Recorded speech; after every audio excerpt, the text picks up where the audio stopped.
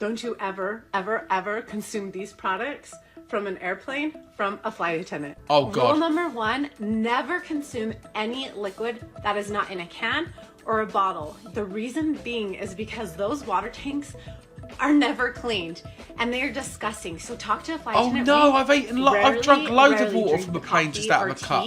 They come from the same water tank, and so when you're drinking that coffee and tea, it comes from that hot water, and it's absolutely disgusting. So these little coffee guys, they are rarely cleaned unless they are broken. These guys are taken out and cleaned in between flights, but the whole machine is never cleaned. And they're by the lavatories. So pro tip for all you parents, never ask for hot water and put it in your baby's bottle. Ask for a bottled water on the side and hot water in a cup. Then make your baby a bottle with the bottled water and put it in the cup and heat it up. The nastiest parts on an airplane from a flight attendant. First things first, do not touch the backseat pocket. They clean them out between flights, but they don't sanitize them. Think of all the dirty tissues, barf bags, and garbage. I always go to them straight away to read. Next, if you're going to use your tray table, make sure you sanitize it. I have seen so many parents use this as a changing table for their child's diaper, and then they put it in the backseat pocket. Oh! Yeah, those air vents, they've seen thousands of hands. Wipe them down before you touch them. Next up is our safety guide cards. We don't sanitize them, and a lot of people touch and read these to pass by time. Yeah, just wipe it. Next, when entering the lavatory, use a tissue to lock the door. And a little tip for females, you can always find pads hidden in a compartment in the lavatory. Here are some secret spots on an airplane from a flight attendant. Okay, before I tell you guys, first things first, don't even try to get into these spots because A, you won't have access. We have special keys to get there. And B, you don't know where it's at on the aircraft. Only us flight attendants know where it's at. And C, you'll get kicked off the plane and get in big trouble. This is amazing. So don't do it. Okay, so there could be flight attendants sleeping below your feet or above your head. So depending how long the flight is on miles, we get a rest. So half the crew will climb down these little steps or go up the steps, and they'll be able to sleep in these bunk beds. Here's just one little picture of it. They're super claustrophobic, really small, but usually they have a curtain so you have some privacy. You'll have to buckle in because there's turbulence. But after your rest is done, you get to swap with the other crew, and depending on your seniority, you get to choose what bunk bed and then what rest you go on.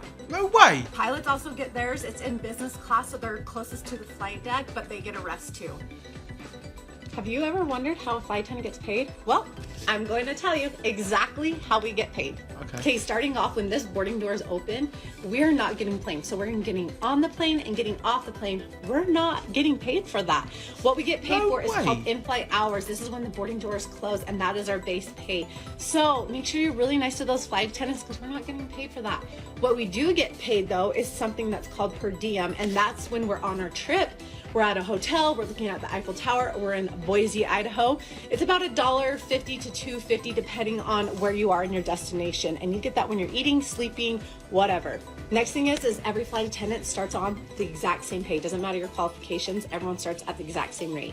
Another perk is if you get pregnant while you're a flight attendant, you can go out on immediate leave when you are pregnant and you get short-term disability pay. And then you have the option to stay out on leave until the baby is 1 year old. Wow! Wow. I did not know. I'm sorry for not talking, but I was really listening. That was brilliant. This definitely feels like I'm about to break a law. Oh no. It's so good. All the wasted years. I mean, I probably have more years on my life for not eating this for so long, but that might change tries soon. meat for the first time. If No there's way! any vegetarians or vegans watching this right now, you could have a piece. You don't have to tell anybody. Let's see what I have been missing, huh? Nuggets. So just pop it right in. Okay, it's pretty good. Like, I love chicken nuggets. I thought it was gonna be overrated. This is really good. Sweet and sour sauce, though, mate. Like, oh my gosh. Sweet and sour sauce, always. He's got it as well. Sweet and sour sauce. It's like the #1 thing I hear people say. I haven't even swallowed the first one. I'm excited for #2. Okay. Yeah. It's good, isn't it? Really good decision to eat these again. These are really nice. It's probably not a good thing that these are back in my diet, though. This one's for all my friends in the UK. Oh, that's heavenly. With a little tartare. I thought vegetarians could eat I fish. really love tartar sauce. Is this like a ridiculous amount? I feel like I'm insane. I eat it all. Told myself I was only gonna have one piece because it's the new year and I'm on a diet, but oh man, I can't stop. It's just making my heart so happy. Shut up. This is unreal. Oh no! How is this legal? This is so tasty, I could cry right now. I feel like I just did something dirty. I had to sign a waiver to get this. Apparently it's that spicy. Oh my I'm just kidding. It's not that bad. This thing is delicious. Some sauce and pickle action. Sweet Christ, is that tasty. I may have spoken a little too soon about it not being that spicy. It's kicking, but it's so good. Tennessee, you done something right. Like, it's weird how you worship Elvis's house, but this chicken is amazing. Ooh, my lips are burning. That's hot. Sandwich looks like it has something to prove. What the hell is that? Okay, Steak you and made your cheese. point. Oh my god, this is so tasty. I get why people from Philly are just like so Steak and cheese intense. Philly, yeah, This is nice. all I ate. I would be at like 100 nonstop too. Like there's comfort food and then there's the Philly cheesesteak. It is filling cracks in my heart that I did not know was there. This sandwich could be a my cholesterol. therapist. So a lot of you guys have been asking what made me start eating meat again. And I mean, the short answer is that I was just curious to see what I would feel like. And I have to say, after 3 years of not putting meat in my body, now that I've started again, it's kind of upsetting how much better I feel. Like, I feel great, and no. I don't think I'm gonna go back to being a vegetarian. Oh, I'm no. not trying to say, this is just for me. You guys make your own decisions. I will say I have gotten some hate from my vegan friends. One person messaged me individually saying that they were disappointed in me. I was like, you know who hasn't had anything to say? The chickens. They have been very silent. In fact, for the entire 3 years that I was not eating them, they did not send a single thank you note, so. Ouch.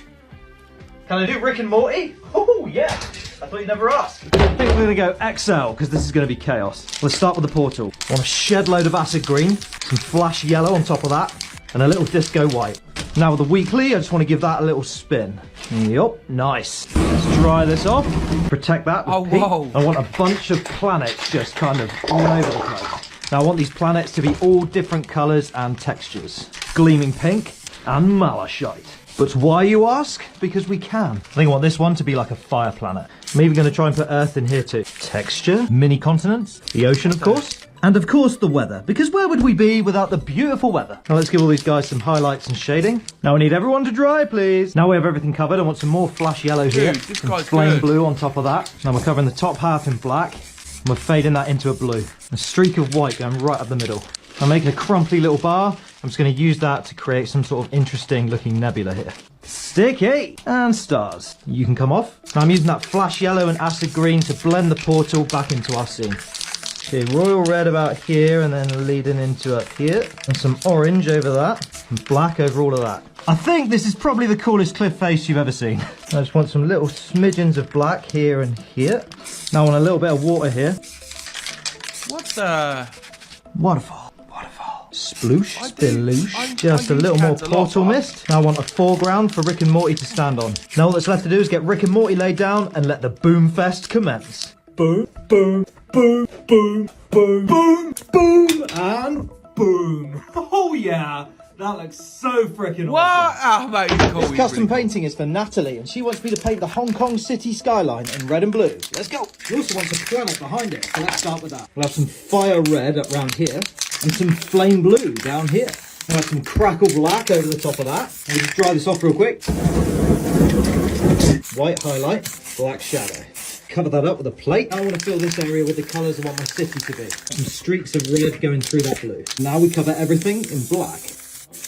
More flame blue up through here. Streak of the red through that. Using a straight edge, I'm just going to put a streak of white all the way through that. Yeah, he's really good. Sticky! Flick a few stars. Great A blends. little white shine on here. You can come off. Ooh, nice. Just add a little more effect to this. Okay, buildings. Now, like most cityscapes, Hong Kong's buildings are quite generic, but I think there's a few in there I can pick out that are going to look cool. To shade this layer out, I can start on the next one. Now you notice before I had some overspill on the colour. That was intentional. I'm going to take my scraper here Mate, this and guy. just randomly do some things here. Okay, now I need this guy. We're going to put him down here. Now I want some black here and here, some white across the middle, the red here and here, blue here and here. Now I'm going to take my straight edge, dip it down, and give it a little jiggle. Now you're probably thinking, Tom, what about all those lines you scratched in? Well, it's hard to see it here, but you can Bloody see hell. some of the faint lines and that's the reflections of the buildings. You get it? I'm going to shoot the straight edge across the top for a nice misty waterline. I'm going to hit this foreground with a little white first, and coming back in with the blue and the red. I'll cover all that in black. Grab some of that little weekly and crumple it up. And I'm just using that to create some texture through here. With my trusty palette knife, I'm going to come in and I'm going to start carving out some real details. Sorry, I'm not dragging talking. This is and letting absolutely gravity mind-blowing. kind of do the work for me to create that cool looking outline. Another bit of white mist here. Squiggle mad diggle. And boom. If I've offended half of Hong Kong here, then I'm sorry, but it's the effort that counts.